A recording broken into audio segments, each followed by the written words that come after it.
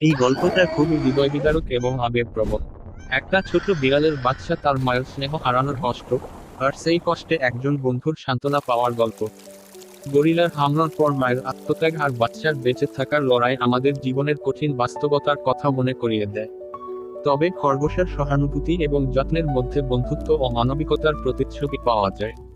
শেষে মায়ের লাশ খুঁজে পাওয়ার পর বিড়ালের বাচ্চার কান্না এবং মায়ের জন্য কবর দেওয়া খুবই মর্মস্পর্শী।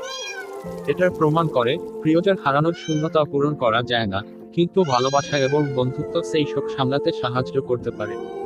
এই গল্পটি আমাদের শিখিয়ে যায় সহানুভূতি, ভালোবাসা এবং বন্ধুত্বের মূল্য।